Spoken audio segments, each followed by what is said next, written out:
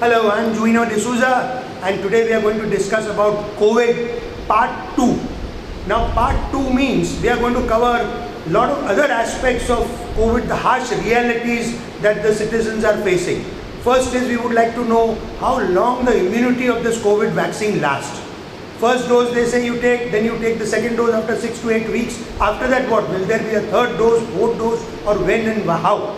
Again, we are not sure that after the COVID vaccine is administered, whether we will really contract COVID. So we'll talk on that, and we'll talk on other aspects of COVID. And to join me on this very beautiful debate, we have with us Dr. Sivanand Bandekar, hardly needs any introduction, a renowned orthopedic surgeon, the Dean of the Goa Medical College, and also Superintendent of the government-run medical hospital.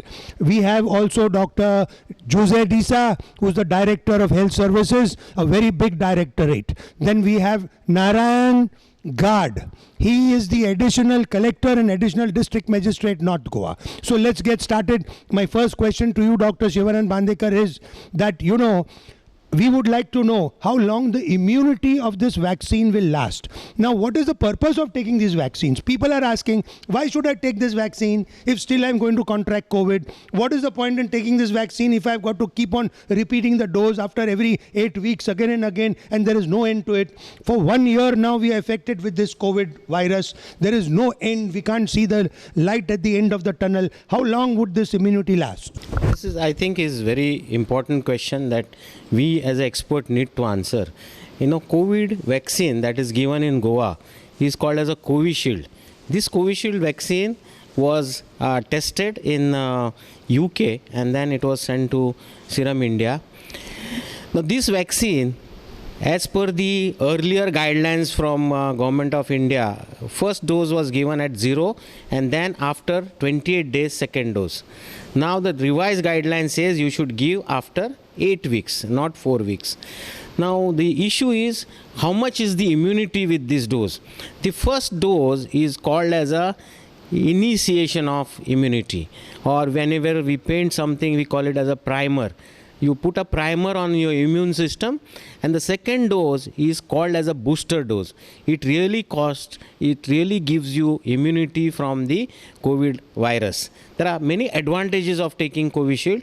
One is that it will stimulate, because it is called as a vaccine with a spike protein. So it will stimulate your immune system through T and B lymphocytes, of which the T lymphocytes have a memory cells. And even if you don't take a second, third dose or a fourth dose, whatever Junior was saying, you will have immune memory within your immune system. So as of today, the whole world knows that 2 doses are required, except there is one vaccine called as Johnson & Johnson vaccine, which requires a single dose. But all other vaccines require a primer and a vaccine to boost it. So a second dose is always called as a booster. Now his basic question is how long the immunity will last. According to immunologists and the experts, the immunity can last forever, since you are going to give a memory of that spike protein to the human immune system. The problem here is there are mutations happening in this virus. Whether those mutations will be also taken care by this immune memory, we are yet to discover this. But the biggest advantage of taking this vaccine is you will, even if you get a COVID, like how we have some 3-4 cases, people have got COVID in Delhi, people have got COVID in Goa even after the second dose, but the severity would be much less, and as I said earlier, the death can be avoided by taking this vaccine.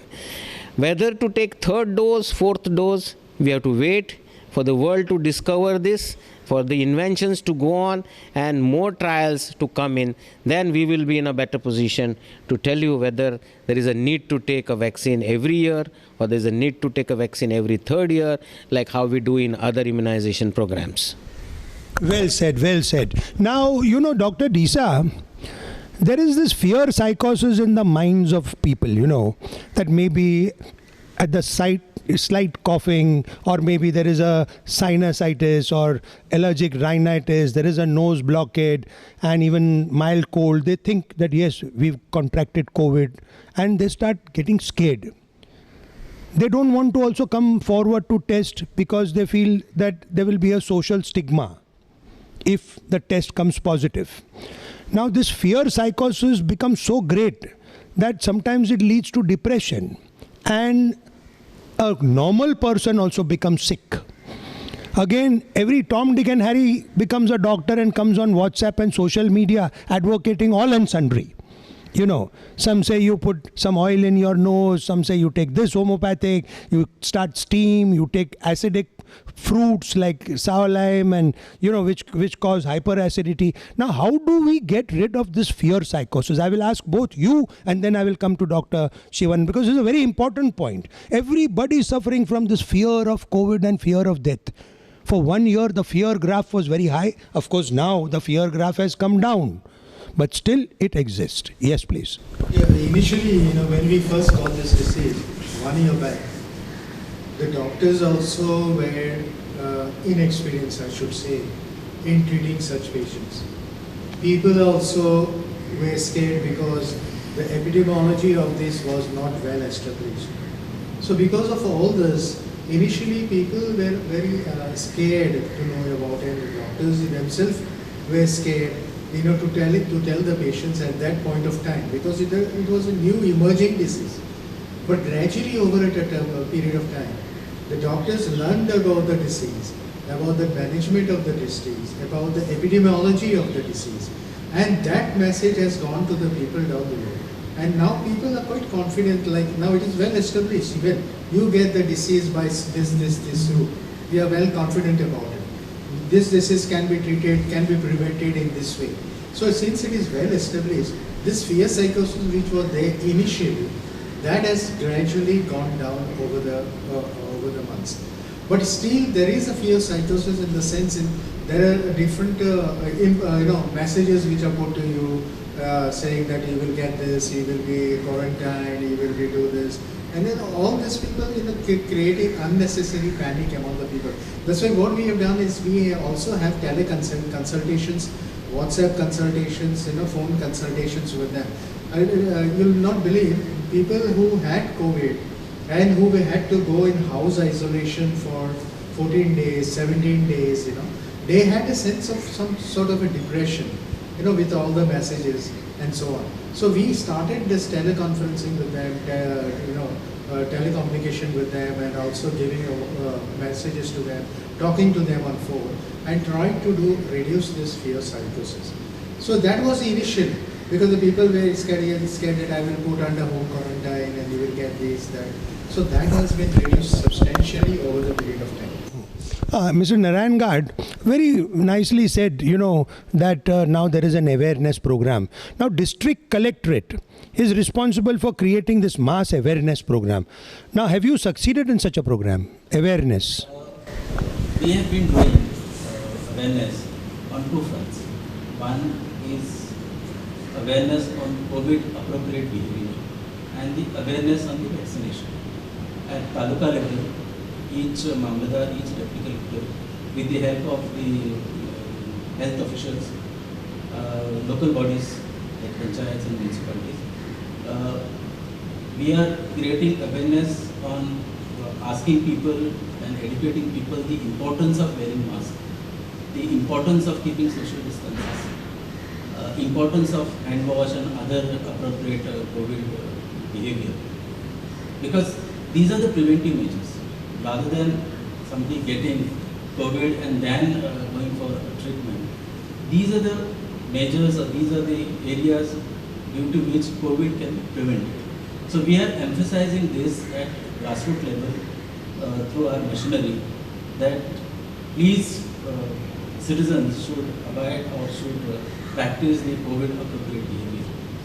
Second is, now since vaccination drive has started, again we are educating people with the help of health officials that please come forward and take vaccine.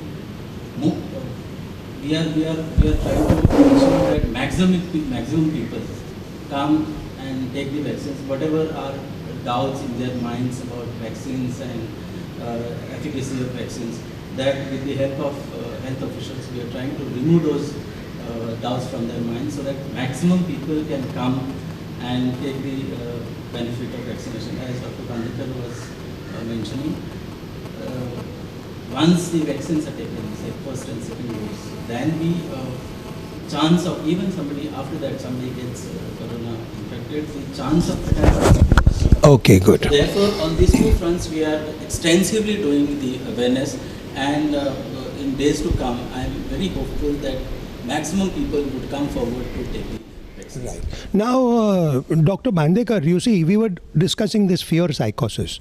Now, let us assume that somebody is little frightened that he's contracted COVID. Why cannot there be voluntary testing? You know, maybe mobile units can go so that, you know, there is no stigma. He goes, okay, why are you getting scared? Come on, test yourself. Look, you're COVID negative. At least he'll be free of this tension. What do you have to say on this?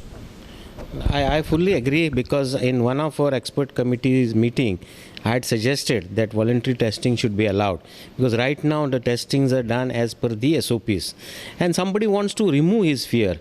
And you rightly said that fear psychosis is existing not only in general public, it is also existing in healthcare workers, frontline workers, and this is where we need to come and explain everybody. As Director Disa said, now it is going down, but earlier it used to be really very high symptomatic. We call it as a psychosomatic disorder, because there is psychological depression, there is stress that I have contacted COVID or I might contact COVID. People get acidity, people get headache, people get some kind of body ache, and this is more killing than actual COVID. So I don't want that people should get into this psychosomatic disorder.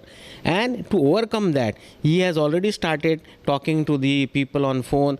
We had put our MBBS student, final year MBBS student, who were talking to this home quarantine, because home quarantine people used to get into these problems more often. And we could, to certain extent, we have settled it. People also listen to these WhatsApp messages. Somebody says, put lukewarm water through one nostril, remove it from other nostril. I am telling you, there are no scientific basis for such WhatsApp videos. Please don't go by that. You take proper nutritious diet. You take required amount of 1000 milligrams of vitamin C. You take zinc, and you eat your proper diet. Means you should eat hot food. Don't eat stale food. That is also important. Then wash your hands before you go for eating anything, because one psychosomatic thing which is going to remain in society after COVID also is washing hands. Everybody now washes hands. Earlier we used to come out of from outside, just go because you're hungry, just pick up something and eat. This will stop, which is actually a good psychosomatic disorder according to me, because I have seen some people, they initially used to do that and that habit dies hard. So they used to come, pick up something, eat, and then he said, I will wash my hand because this is COVID season. So now everybody is washing hands, and this psychosomatic syndrome must go, and we are ready to help anybody who wants to know about COVID. Directorate of Health Services is helping, collector is also there, then we are also there at GMC. We can help anyone who wants to know how COVID comes. Only thing you should be worried about is the first symptom is fever. Any fever case, you should report for testing. In this pandemic, I would call it any fever. If you want to get rid of COVID, any fever, any change of taste and smell, please report for testing. Don't wait till you get full-blown picture of COVID. Yeah. But now coming to this testing, there has been this common complaint that whenever they go for testing, they are asked that, do you have fever? Have you got some flu? Have you got, they were made to fill up a form and all these things. And that was creating an impediment. Now, why not anybody get into a center and say, I want to do a test, voluntary test. And the government should undertake that testing. Do you have that facility, Dr. Disa? Yeah, what we do is we prioritize the testing. If everybody walks in and says that I have to do my test, then the people who really requires the test, those reports gets delayed. So we have to prioritize. We prioritize. We give first preference to people who have got the symptoms, so because they are the people who have to be tested, and then we have to manage those cases as early as possible. If you just test everyone at one time. So there is no prioritization. So the person whose test has to be done urgently, that gets delayed, and he might get the treatment later, at a later stage. So what we do in our health centers, we prioritize. We see that who are symptoms, who has got a contacts, contact tracing. These people we take first for testing, and then depending upon what is the availability, then we open up to the voluntary. Not that we are not doing it, we are doing it, but we are doing prioritize for those people who need the most and urgently. But now the government of India has been advocating this, testing, increase the testing. They say testing. Now, how will you increase the testing if you are going to put restrictions like this, that you should have some prioritization? Why not randomly anybody wants, come on, get it tested? Now, yeah. The government is saying to increase the testing, but with a proper strategy. The people who have got symptoms, take them first.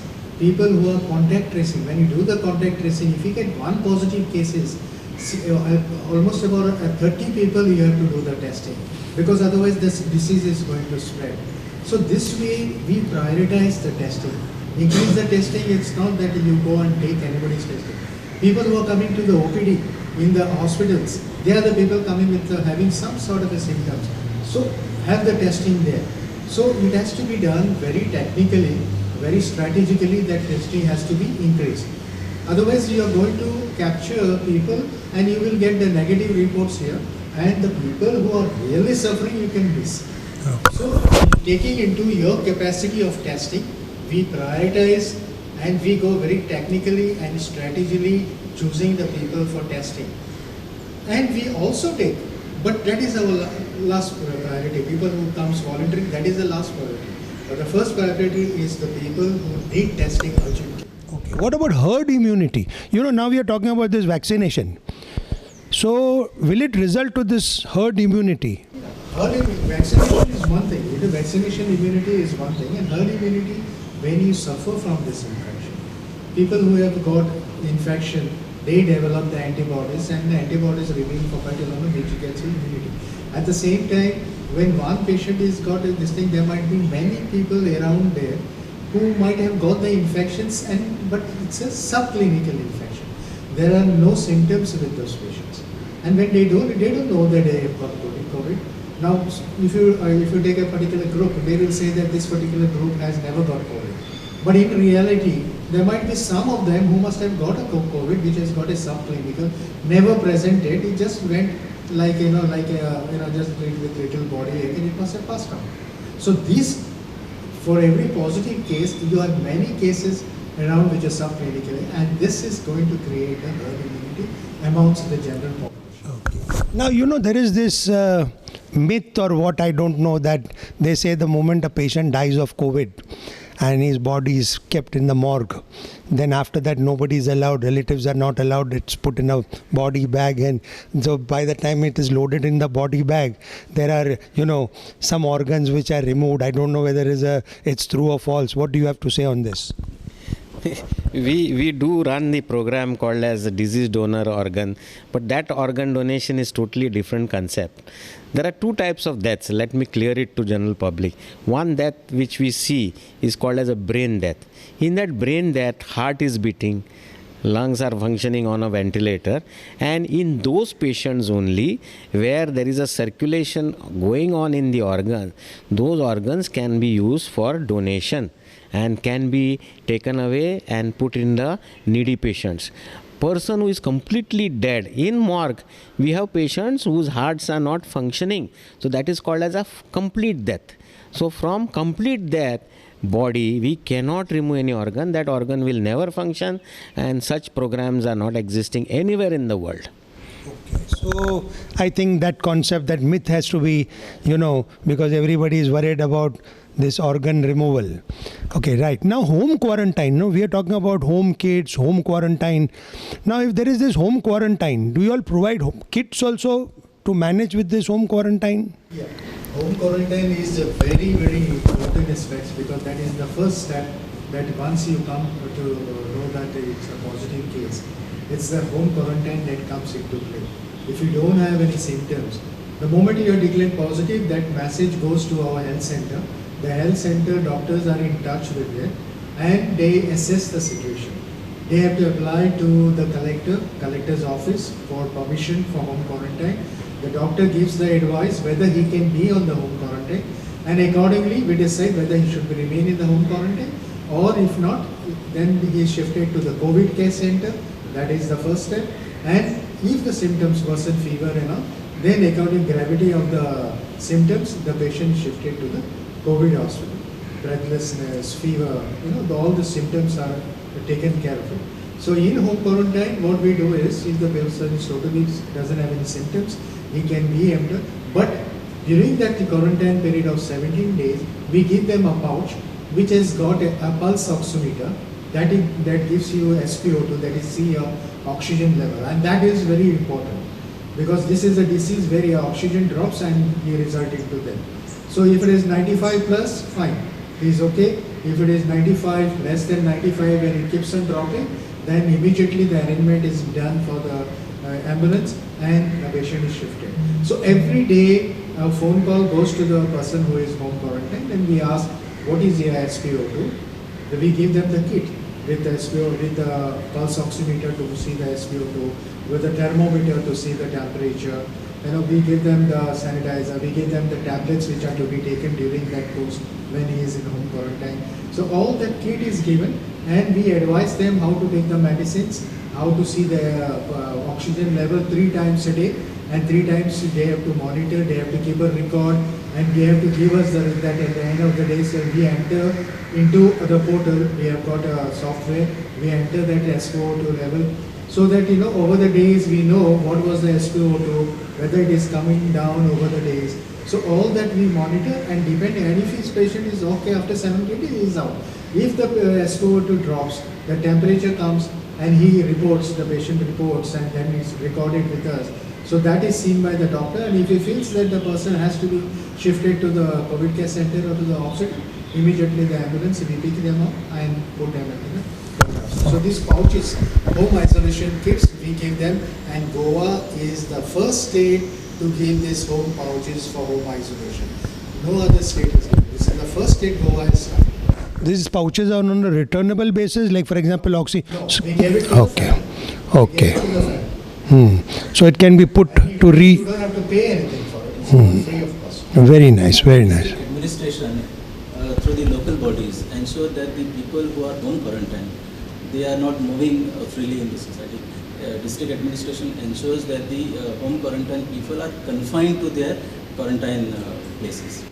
Okay, but how will you administer that? Because many times a patient is supposed to be quarantined, but then maybe in the evening somewhere he goes for a walk, he goes for an outing, 24 hours, you can't monitor him. Yes. What do you have to say on this?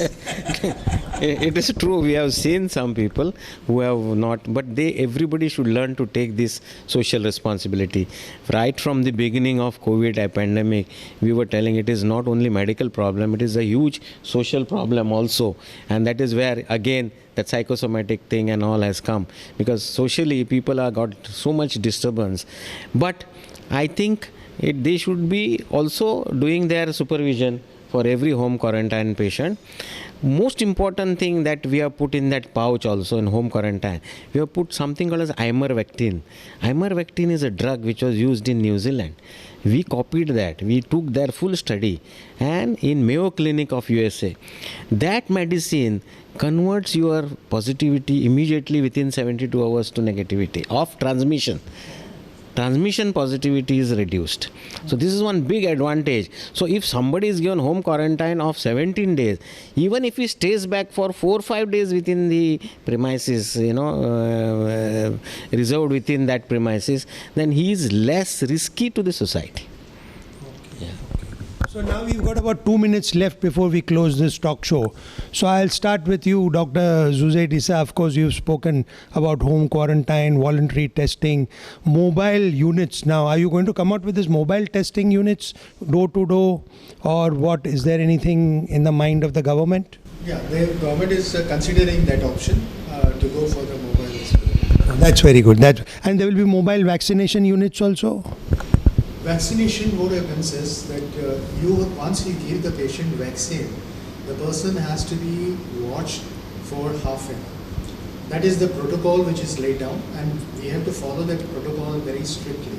So at present we have not gone for vaccination, mobile vaccination, but of course we have gone into outreach vaccination where we do it in the panchayat level, where we have identified a place and where all the 3 rooms are there, all the protocol is laid down for observation, for in case there is any reaction to give the medicines. So we set up, wherever we go outside, we set up that all these arrangements are done and safely we can administer the vaccines, but not in a mobile way. So far we have not thought of it to do vaccination in a mobile way as such. Do you have a dedicated call center or something, where there is a 24-hour line like they have in the collector's office, where somebody who's, worried about COVID or he's contracted COVID, he wants to rush to some hospitals and all, he's immediately communicated with? 104 number, just we had 108 for ambulance. So 104. 104, and which is helped by our interns and residents of Goa Medical College. They are also on the line. So any queries, not only about a vaccination, about a COVID, any information they want, they contact 104 and that is clarified to them.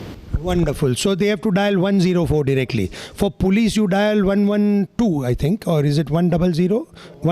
112 also, and 108 for ambulance and 104 for COVID 24 hours. This nobody knew. I think there must be more awareness program, because many a times, people don't know about this 24-hour hotline. Now, what do you have to say? Now we are closing. One nice last message to the people of Goa. Of course, in your part 1, you've given a long message. Now, one short message. As you say, we've got to live with COVID, and we've also got to look after our livelihood, because if industry closed down and lockdown is there, everybody suffers. As you rightly said, we must strike a equal balance between the business and whatever revenue that we have to get for ourselves, for our state, and prevention of spread of COVID. So this balance each one can strike using some SOPs, and you can make your own SOPs for yourself instead of going through all those SOPs which are given by the directorate or Goa Medical College. So what I would suggest is eat healthy and hot food, take required necessary vitamin C and vitamin D, that is also important when you want to build up your immunity, and please take vaccine. That vaccine is going to save you. Don't go by the rumors that vaccine doesn't give you immunity. It has given and it will give forever. Good. So don't have refrigerated stuff. Whatever you are having, cook it fresh and have it fresh. Good. And also take the vaccine, as you said, and prepare your own SOP. How will you do? Make your life disciplined. Discipline. So get up in the morning, go for a walk, do some yoga, do some exercise, meditation. As a message from God, that God wants to make us disciplined people. Let us take this COVID as a message from God, that God wants to make us most disciplined people in the life. Lovely, very lovely. On this note, we close. Let us be disciplined. This COVID is godsend. It helps us now to regain our mental balance and physical balance. Earlier, we were abusing ourselves with a lot of food and, no exercises. But now we are all cautious. Thank you very much for joining me on this debate. And thank you for watching. Bye-bye.